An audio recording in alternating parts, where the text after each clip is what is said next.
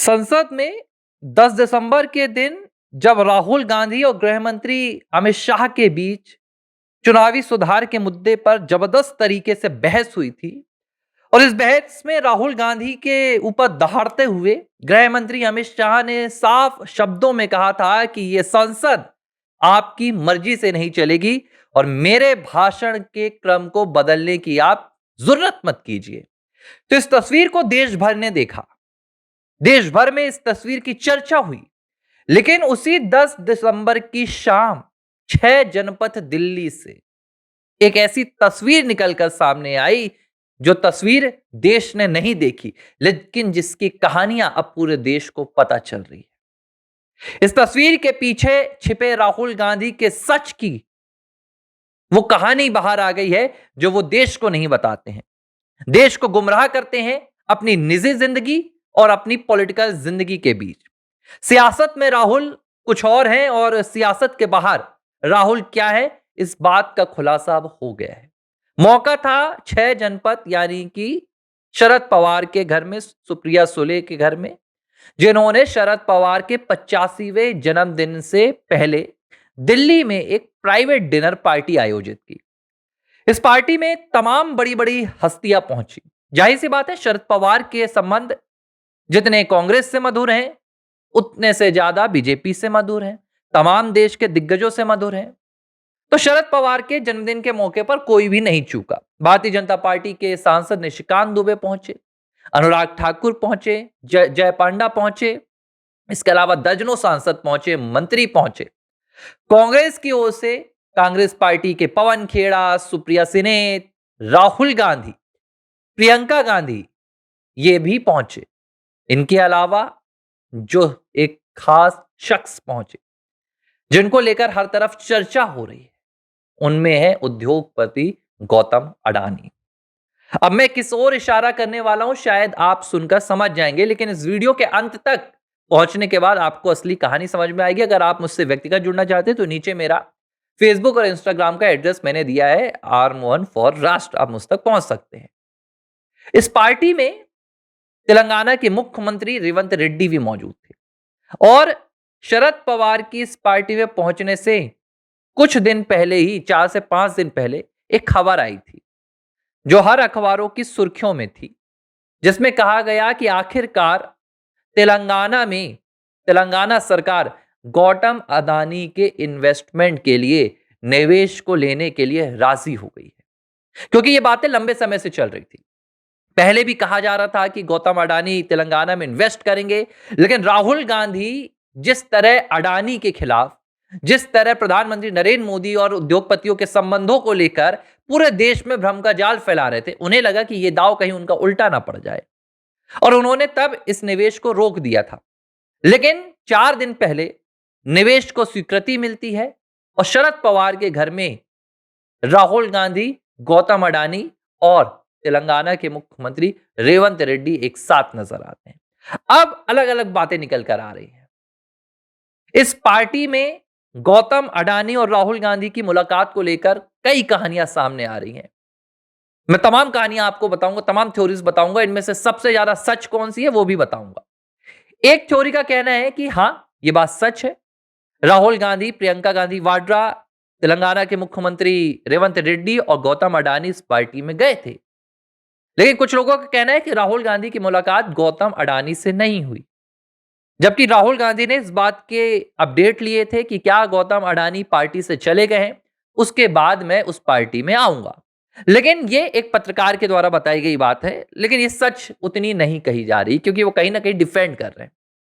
जो हमारे सूत्रों ने खबर दी है, जो उस पार्टी में मौजूद थे, उनके जरिए खबर मिली है, उसमें बताया गया कि पार्टी के बीच एक ऐसा भी वक्त आया जब गौतम अडानी और राहुल गांधी आमने सामने हुए और इस दौरान दोनों के बीच में बातचीत भी हुई, दोनों ने एक दूसरे का हाथ भी मिलाया। लेकिन कोई कैमरा इस तस्वीर को खींच ना ले, इस बात की पूरी जिम्मेदारी सुप्रिया सिनेत ने ली थी, जिन्होंने सभी को आश्वस्त किया था कि यह प्राइवेट पार्टी है, इसका कोई भी राजनीतिकरण ना हो, इसलिए आप लोग इस तस्वीर को बाहर नहीं कीजिएगा, आप ऐसी कोई तस्वीर नहीं लीजिएगा। और उस मोमेंट को कैप्चर नहीं किया जा सका। लेकिन यह बात तय है, अडानी, राहुल गांधी और साथ में तेलंगाना के मुख्यमंत्री रेवंत रेड्डी, तीनों एक फ्रेम में वहां पर खड़े थे। तीनों के बीच में बातचीत हुई। अब कहा जा रहा है कि यह बातचीत कैसे हुई, क्योंकि लंबे समय से राहुल गांधी जिस एक नाम को लेकर प्रधानमंत्री नरेंद्र मोदी से इस्तीफा तक मांग चुके हैं, मोदी सरकार को गिराने की बात कर चुके हैं, यह नाम कोई और नहीं, गौतम अडानी है। साल 2024 में जब हिंडनबर्ग रिपोर्ट सामने आई, तो पूरी कांग्रेस पार्टी ने अपनी ताकत दिखा दी। पूरी कांग्रेस पार्टी ने अपना जी जान लगा दिया कि अडानी के मसले पर नरेंद्र मोदी सरकार पर भ्रष्टाचार के आरोप लगा दिए जाएं। प्रधानमंत्री नरेंद्र मोदी का मित्र है अडानी, अंबानी, ये कैंपेन चलाया गया। संसद तक में राहुल गांधी ने प्रधानमंत्री नरेंद्र मोदी और गौतम अडानी की तस्वीर दिखाई थी, आरोप लगाते हुए कि सरकार उद्योगपति ये चला रहे हैं, जबकि प्रधानमंत्री नहीं चला रहे हैं। हालांकि राहुल के इन आरोपों का कुछ नहीं हुआ, बल्कि उनकी एक जो छवि थी वही नकारात्मक बन गई। लेकिन बावजूद इसके दोहरे चेहरे राहुल के सामने आते रहे।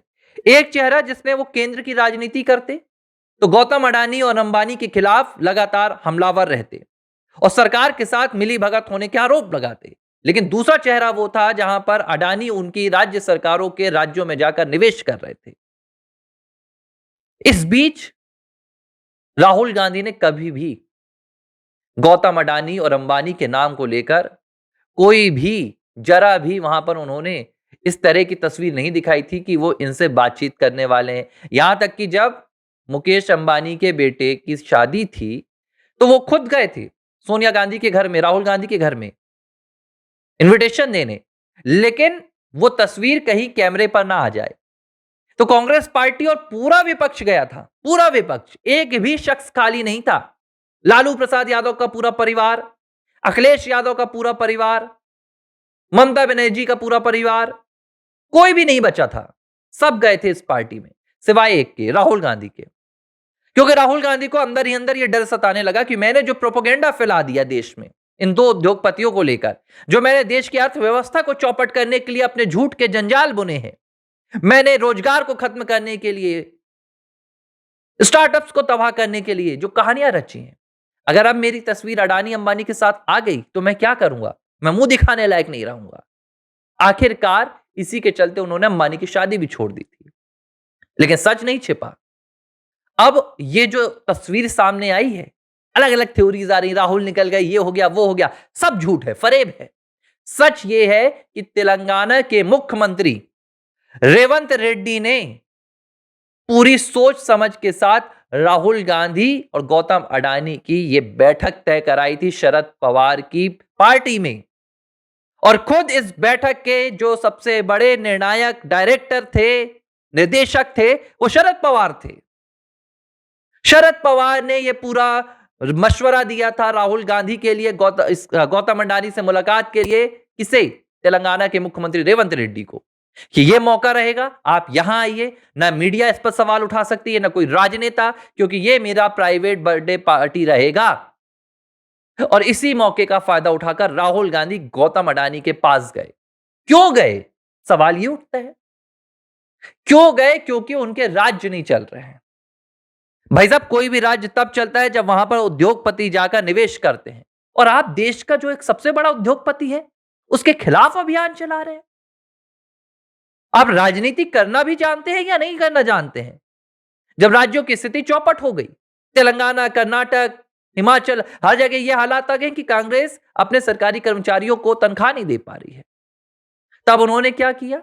आखिरकार जाकर गौतम अडानी के पास खड़े हो गए, हाथ जोड़ लिया कि नहीं, हमने जो कहा वो तो राजनीति थी, आप आइए तेलंगाना में इन्वेस्ट कीजिए। तो सवाल ये उठता है कि क्या अब राहुल गांधी रेवंत रेड्डी से नहीं पूछेंगे कि तुम्हारी सरकार कौन चला रहा है रेवंत, गौतम अडानी या तुम चला रहे हो? शरद पवार से नहीं पूछेंगे राहुल गांधी कि आपकी तस्वीर क्यों आती है? नहीं। अगर प्रधानमंत्री की तस्वीर आ गई गौतम अडानी के साथ, तो प्रधानमंत्री चोर हैं, प्रधानमंत्री उद्योगपतियों से मिले हुए हैं, प्रधानमंत्री देश की संपत्ति को बेच रहे हैं। लेकिन राहुल की तस्वीर आ गई, राहुल के मुख्यमंत्री की तस्वीर आ गई, विपक्षी नेताओं की आ गई, तो उनका कोई दोष नहीं है। ये है राहुल गांधी का प्रोपेगेंडा, जिसमें देश बार-बार फंस जाता है। राजनीति होती है, लेकिन ये समझने की जरूरत है कि राहुल खेल क्या खेलते हैं। वो सिर्फ वही खेल खेलते हैं जिनसे उन्हें व्यक्तिगत फायदा हो। वो राजनीतिक सुर्खियों में बने रहे, सरकार के कामकाज में वो अड़ंगा अड़ा सकें, प्रधानमंत्री नरेंद्र मोदी पर आरोप लगा सके। सीधी सी बात है। देखिए 12 साल हो गए, 12 साल, 10 सालों की यूपीए सरकार थी 2004 से 2014 तक। भ्रष्टाचार के इतने घोटाले सामने आए कि एक पूरी किताब लिखी जा सकती है उन घोटालों के नाम से। 12 साल में नरेंद्र मोदी सरकार का केंद्र का एक घोटाला नहीं आया। तो ये किस पर आरोप लगाते हैं? आप सरकार से, आप अडानी से मिले, आप अंबानी से मिले, आप चीन जा रहे हैं, आप यूरोप जा रहे हैं। अरे भाई सरकार है। आप ये बताइए कि सरकार के पास जो पैसा आता है सरकार सही तरीके से इस्तेमाल कर रही है, सरकार की नीतियां सही हैं, कोई आरोप नहीं है विपक्ष के पास। और राहुल गांधी इसलिए मसाला तैयार करते हैं। लेकिन ये जो तस्वीर बनकर आई है शरद पवार के घर से, तमाचा है ये उन तमाम राजनीतिक समर्थकों पर जिन्होंने साल 2014 में हिंडरबर्ग की रिपोर्ट को लेकर पूरे देश की अर्थव्यवस्था को गिराने की साजिश रची थी। और उसके सबसे बड़े जो नायक थे वो राहुल गांधी थे। आज राहुल गांधी को जवाब देना होगा कि तेलंगाना में ये जो इन्वेस्टमेंट आ रहा है, ये इन्वेस्टमेंट कहां से आ रहा है, क्यों आ रहा है, और तब आपने अडानी के खिलाफ क्यों बात की थी, और अब आप अडानी के साथ गलबहियां क्यों कर रहे हैं। एबीसी हिंदी न्यूज आज ही जुड़िए हर खबर के साथ